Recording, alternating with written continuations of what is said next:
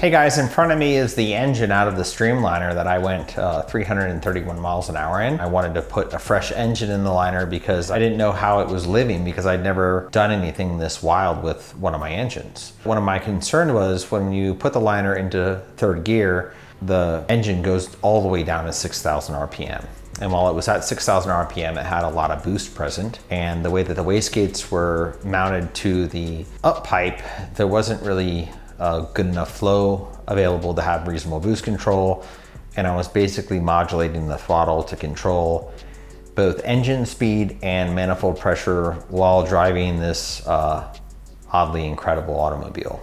So we're here in Arizona, we've got a minute. We're gonna take this engine apart, see if there's anything fun to be seen and share with you guys, and get it off to the machine shop to be freshened if it needs it to go back in the car to do this hopefully again next year. So one of the first things I noticed is the camshafts look extremely good, and I'm interested to see the buckets. The engine ended up kind of spending a lot of time over 8,500, 8,700 RPM, but it was basically driving at a very high rate of engine speed for I think around a mile.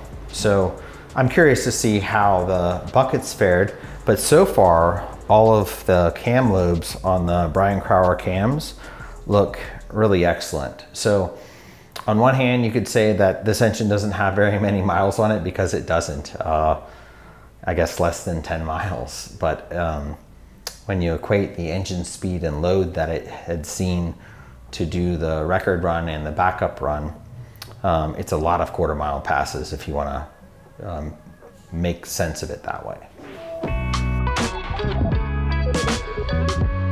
One of the things that has me the most concerned about the Streamliner is the gearing. It only has 3 forward speeds because it's just using a TH400.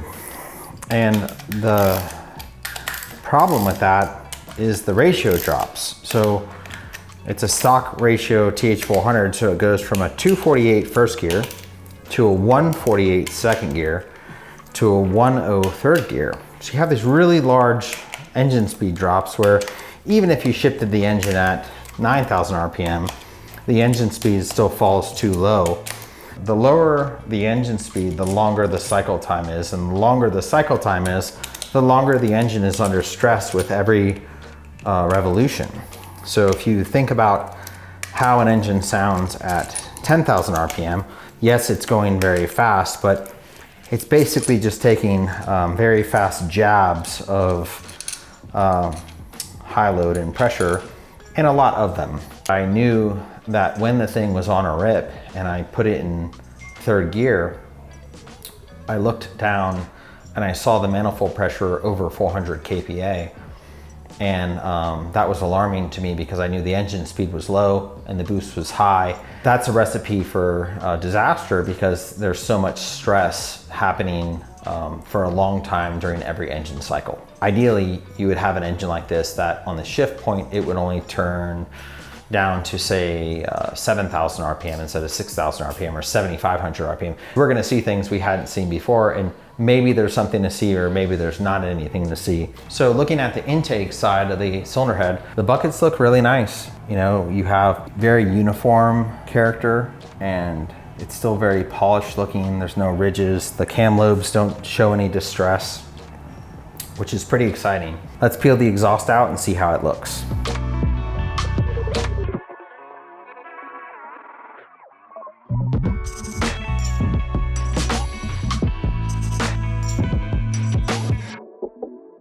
So I've got the exhaust cam out and looking down the camshafts.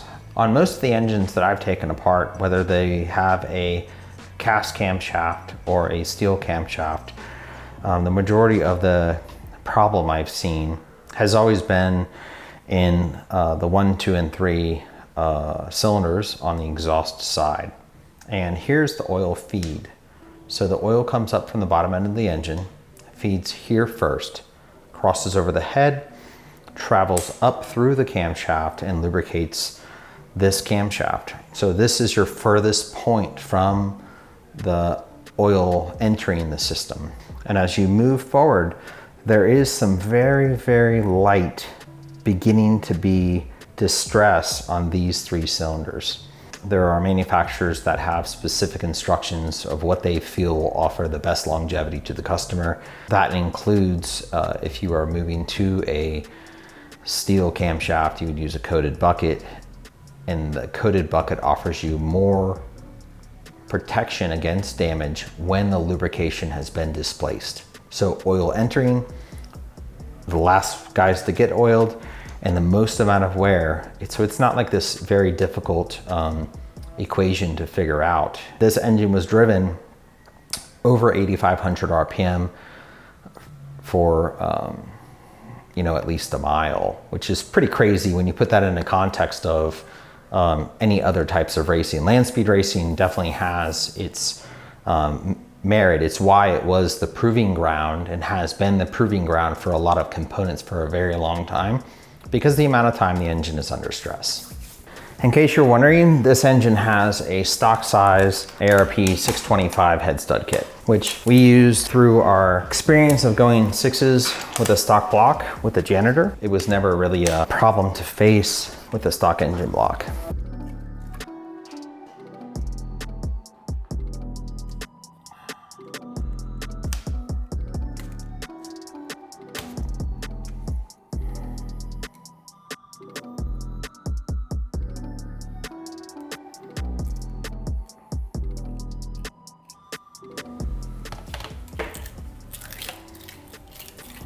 This engine does have a fire ring head gasket,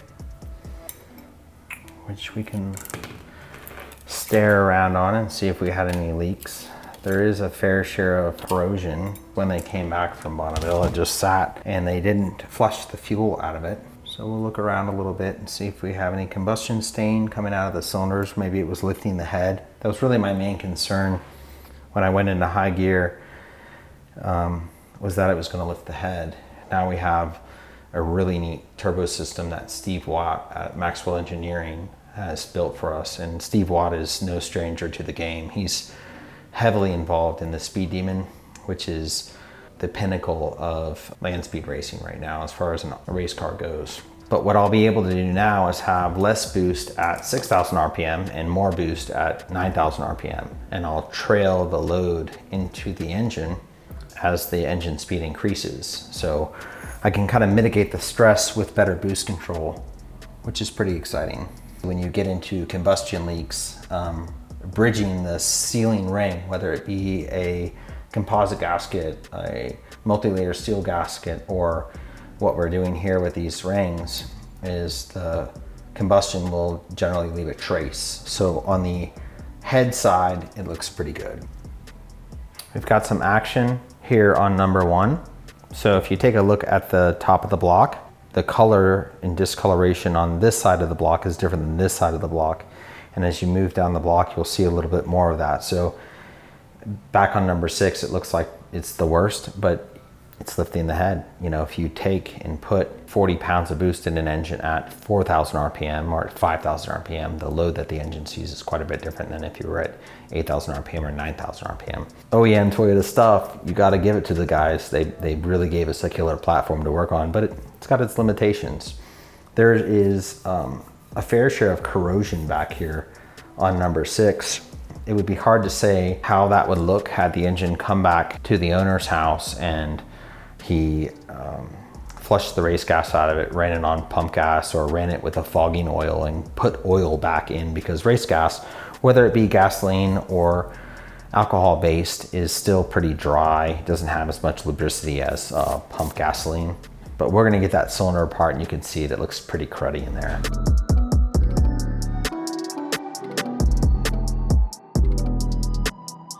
Right off the hit, discussing what I was discussing before about distance from the oil pump. Here we are, we pull the number 1 and the number 6 rod, the bottoms off, and the bottom side of the number 6 rod bearing is in distress. Let's continue to take it apart, but keep in mind as you take an engine apart, when you start to look at troubles, ask yourself, how does the oil system work in your particular engine? There are engines that will oil on the ends and starve the rods in the middle. So every engine's going to be a little bit different, but you want to try to think through the process, multiple steps. Now, probably the worst thing about this disassembly video is a lot of time's gone by. So you're kind of arriving at an aging crime scene that, for example, the corrosion in number 6, if we would have taken this engine apart within a few days of the event, we'd have a very good understanding of why it was there, where it was from. Whereas now you don't know exactly what had happened because so much time is gone by. It's digging up a year-old body and trying to figure out what happened to it, you know? So let's get the rod and piston out and let's look at the upper.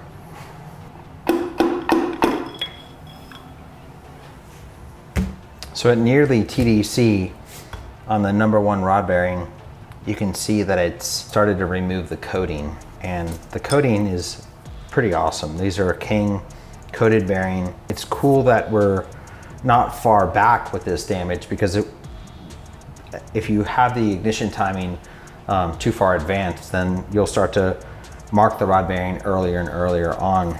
And we did have relatively low ignition numbers in the engine, but we still have this mark right here, just about 12 o'clock in the rod bearing.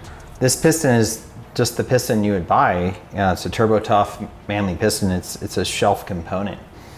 This is a shelf connecting rod. That's a stock crankshaft. Like, the JZ is a really awesome engine to be able to even do this stuff. And I think that a lot of us, especially in modern times, because we're so spoiled with good hardware, we overlook just how good stuff has gotten. If you look at the skirt coating, you've got some removal of the skirt coating here, but also on the other piston, the other side of the piston. So both the thrust and the non-thrust side of the piston have fairly equal marks. The ring land's not pinched, the ring still moves around freely, and we'll pop the piston pin out in a few minutes and take a look at it and take a look at the pin bore, because that may also tell some story.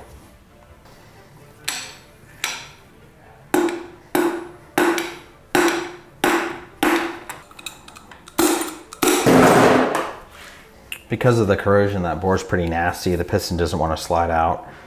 We have the same mark up here in the 12 o'clock area of the rod bearing. Piston pin rotates okay.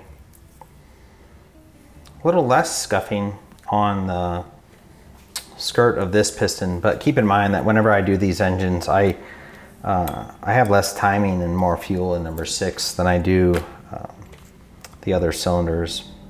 But I do have a fair share of yucky going on where the coating has come off and the rod bearing is looking pretty nasty. Ring lands are clean.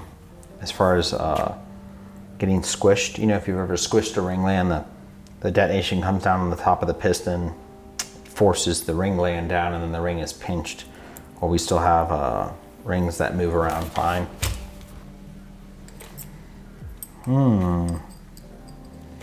More of that delaminating on the number 2 lower bearing. More delaminated on the lower number 5 rod bearing. So one thing you have to keep in mind through this process is the OEM crank oils different than an aftermarket crank. It doesn't have direct oiling. The oiling galley is basically teed off, so as the oil comes up out of the main and heads to the rod bearing, it hits a T intersection that the oil has to change direction and go out of the crank both ways. And if you read a engine building book from 25 or 30 years ago, no one really liked that because they wanted direct oiling. They wanted the oil to come up off the main bearing through the main galley and travel directly to the rod bearing without having to turn. And one of the complaints going back into those old books was at high RPM, the oil can't get out of the crank well because of centrifugal force. I can share that information with you because it was what I was taught when I was a younger person, and maybe that's what's going on here. But this is one of one for me. I've never taken apart a steel rod engine that I've driven, you know, over 8,000 RPM for, you know, this long. So here's our number 5 upper. Shows a little bit more wear right at the 12 o'clock. As far as ignition timing goes, if you think about this, as the engine is rotating, you know, it's in the engine, like this. And as the engine comes up and it's pushing up the bore, if you have your ignition timing too early and it detonates, it's going to have tremendous cylinder pressure, and it's going to be pushing back down on that piston. And you'll see that in the rod bearing because it will displace the oil. But on this one, it is just right about 12 o'clock is where it's displaced the oil, and it's started to wear the coating off the rod bearing. Looking at the skirts, we're in the same boat.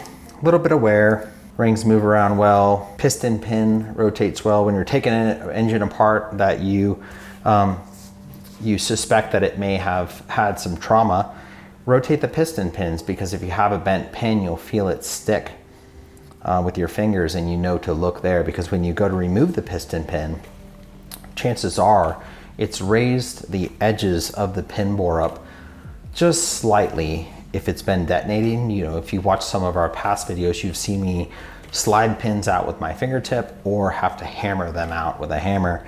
That's because the ends of the pin bores get chewed up a little bit, but being able to rotate the pin in the piston pin bore and have it be free, you know the pin's not bent.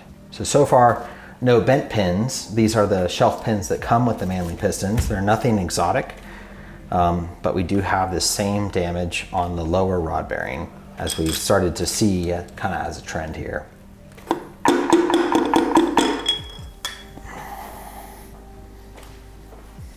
Kind of a similar thing here. We have just a little bit of wear right there at the middle of the upper rod bearing. The bearing clearance, for those of you that geek out about that, we have around 2.5 thousandths on this engine of vertical oil clearance. We may open that number up after looking at the upper rod bearing, but we need to understand what's happening with that lower rod bearing first. Pin bore rotates freely. Skirts have about the same wear that we've seen so far. Ring gland is not pinched, and we move on. One of the things that's been really cool to be out here in Arizona working on these cars this week is just looking at the liner. I've done a fair share of neat things in my life, and you know, I've survived riding a motorcycle since I was 18 years old. But to look at the liner as an adult and having driven it before, for those of you that have seen the movie Step Brothers, when he walks by the room and he sees the drum set and the music plays in his head, the liner has a very similar effect with me, because I've just never done anything that awesome before. All the automotive related things have all been a certain level, and the liner is really nirvana, because it just kind of takes you to a different place when you get strapped in that thing and they put the lid on it and you look down the course and you know that with a very small amount of horsepower, the thing goes over 300 miles an hour. You know, there are guys that know land speed racing, and they said, well, that's not very fast for a car like that.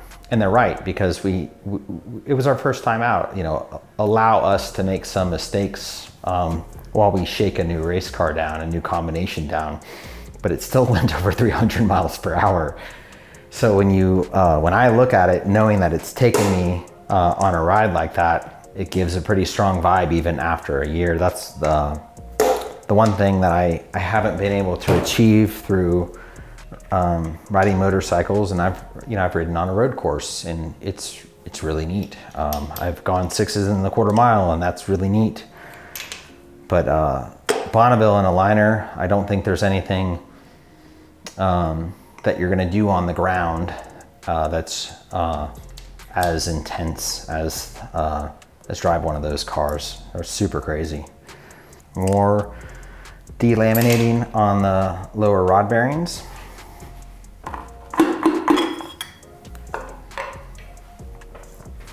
And the same printing, just a little bit more on the number 4 cylinder than we've seen so far. Another place to look for vibration is just like you have their main cap. So where your main cap bolts to the block right there in the saddle on the flat, when you detonate the engine or rattle the engine, or the engine picks up a harmonic you have vibration, and the vibration shows as it transmits, those pieces are rubbing together. And if you look at the parting line on your connecting rods, you may see some of that vibration present. And throughout this engine, it looks like there's a slight amount of that going on right at the parting line. So if you look at the surface here, you can see that the cap is moving around with some vibration right there at the parting line of the connecting rod. Piston pin bore is good. And we have a little bit more of the skirt wiping off on this piston. And number 4 is showing a little bit more skirt wear than the other pistons. Now this car has a Motec system on it, which has really, really high level knot control. And because it's on gasoline, we'll be able to take advantage of that in some contexts. Same thing on the upper rod bearing. Just right at 12 o'clock, we've displaced the oil, started to rub the coating off. The skirt wear looks about the same, and the piston pin bore feels good. We can scroll down these pistons from 1 to 6, and we can look at that wear in the upper rod bearing. And this is one of the really neat things you get when you take an engine apart that hasn't destroyed itself and you're just looking to learn. The cylinder with the least amount of ignition timing has the least amount of coating worn off. So 1 and 6 are my soft cylinders, and 4 I need to pay more attention to because I've got more of that oil displaced from cylinder pressure. And the other thing that you have to kind of lob into that thought is, would this look any different with a proper racing crankshaft? So if you get a proper racing crankshaft like a Brian Crower crank, it's got the direct oiling, and that may in its own just change the character that you're seeing right now with the rod bearing wear. The crank turns very smooth. It's free when you move it here or move it here. It doesn't have a sticky point, and when you have a crankshaft that's bent, you know, it may rotate fine like this, and then you turn it and it's sticky because that's where it's touching down. This crank feels nice.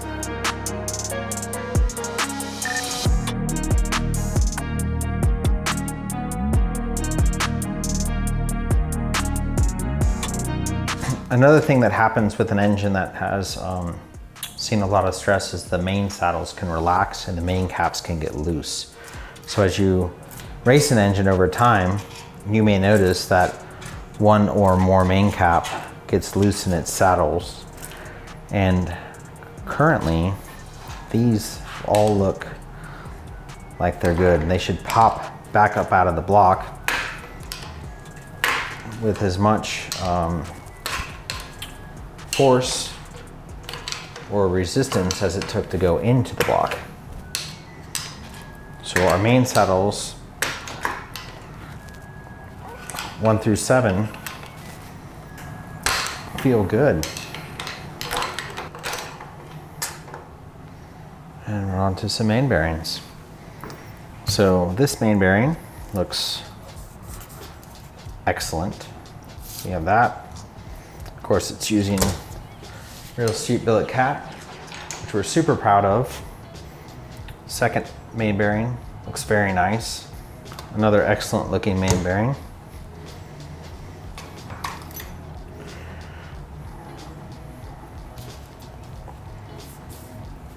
This one also looks very nice. And here are our thrust washers. So this is the thrust washer that sees the torque converter pushing against it. And here's the one that's facing forward, and they both look very nice. So torque converter doesn't look like it's trying to push the crankshaft out of the engine, which is pretty cool. It's been my experience that the majority of the vibration present in the main saddle is on the number 5 main, and looking at it, it looks pretty nice. So we don't have to really talk much about that.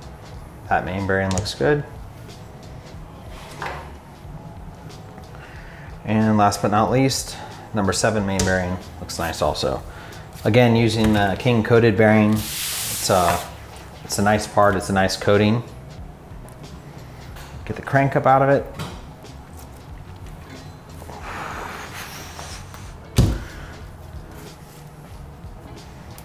So when you look at the back of the crankshaft, if you've been rattling the engine a lot, you'll see that the flywheel vibrates and it will stand up and make all sorts of nasty material. And this one looks pretty nice. So the nose of the crankshaft looks good. The back of the crankshaft looks good. The finish on the crankshaft looks good. Even though those rod bearings were delaminating, looking at the finish of the crankshaft, it still looks very nice. There's some dirt on it because I'm contaminating it with the grime that's in the cylinders and whatnot. That's all over the bench, but the surface on the crank looks pretty good. Upper main bearings and main saddles look nice. Again, got a good looking thrust washer, which is pretty exciting because the transmission combination and torque converter is new to the car. And you could take an engine apart with a new combination and the thrust is knocked out of it. And you've got to now fix that problem. So you could have an otherwise beautiful engine with a ruined thrust bearing. And that's not happening right now on this engine. So that's another thing that you can count as a small victory. So looking at the deck of the block, it does bring back some memories because when we were doing the, we kind of had this goal of going 6s in the quarter mile with a stock block. As people moved into billet blocks, we were still racing stock block. It was wet. I worked hard to get the cylinder head sealing the best we could with commonly available strategy, because there's some exotic strategies, but you could spend $100,000 and not end up in a better position. So I was using affordable common strategies to try to solve my head gasket problem. And it got pretty good.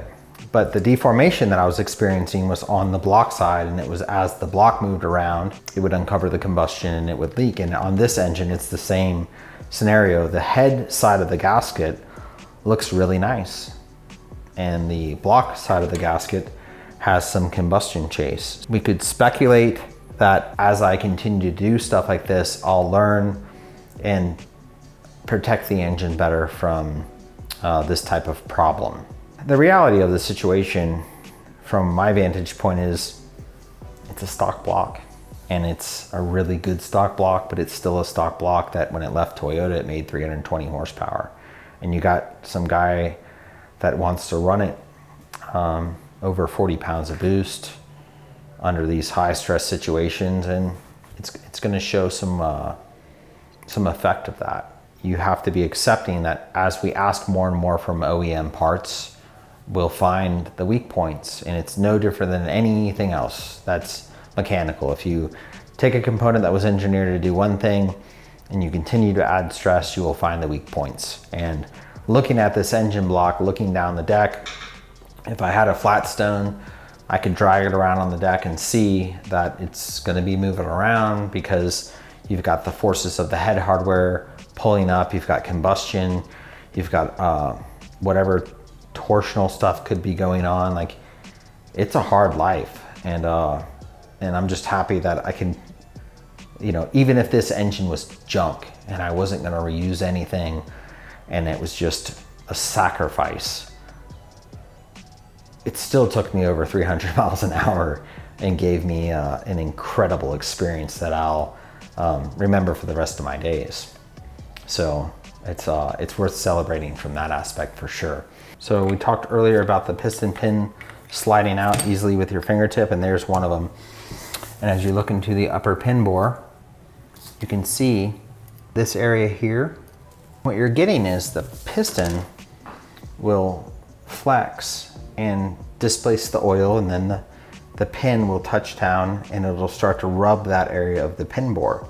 If this engine had a trend pin, I feel experienced enough with it that I would say, like, you wouldn't see that.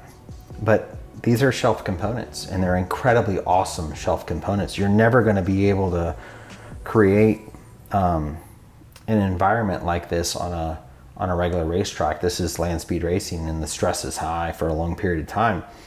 So you're accepting of things like that. You're not going to create those types of problems in your 1,000 horsepower Super. They're just, you can't create the stress. It's just not present because you don't have 4 or 5 mile track to hold your car wide open throttle. So a little bit of that going on. The pin bushing looks good.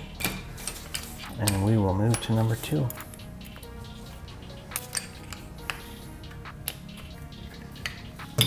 Pin comes out with the fingertip.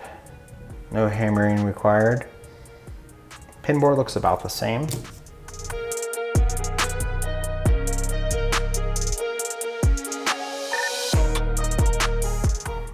A little bit more force to get this one out.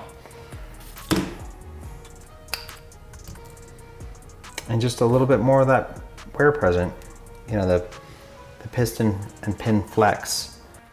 So looking at this number 4 piston pin bushing, there is some heat in the bottom of the bushing. So I'll have to go back and look and see what the oil clearance was like and make sure that it wasn't tight. It's either that or maybe an oil temperature related problem.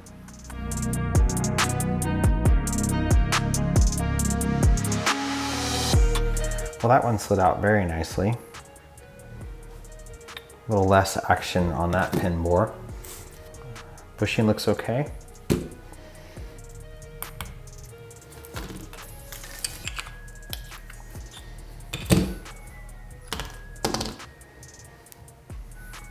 Number 6 has, I would say, the most amount of action in the pin bore. Nothing tragic, nothing like you're gonna blow up about, because it can get pretty bad in a pin bore, but you can see that it's changed the finish of the pin bore here. So the pin bore will have a crosshatch just like a cylinder wall will, and we've rubbed that away as the oil is displaced and the metal parts meet. Hey guys, back at Real Street, and I've done some research on what's going on with that lower rod bearing. So I spoke with both Joe at FFRE and a high-level OEM Dodge engineer, and they both suggested the same thing. This problem is occurring during decel, and as they explained it to me, I thought about it like when you're on a swing set as a kid and you get swinging too high that the chain slacks and then it kind of like yokes you back into shape as gravity comes back into play. That type of sensation was going on inside the engine on the long decel. So after a run, let off the gas, the car's decelling in gear. So what we're gonna do is we're gonna move to a clean neutral. So after a run, we can just bump the transmission into neutral and the engine will fall to an idle and avoid all that hard deceleration load that it was facing before. And that should get the problem to go away. Anyhow, it's cool to find a new problem and shortly thereafter work towards a new solution. So I hope you guys have enjoyed this video and I'll catch you next time.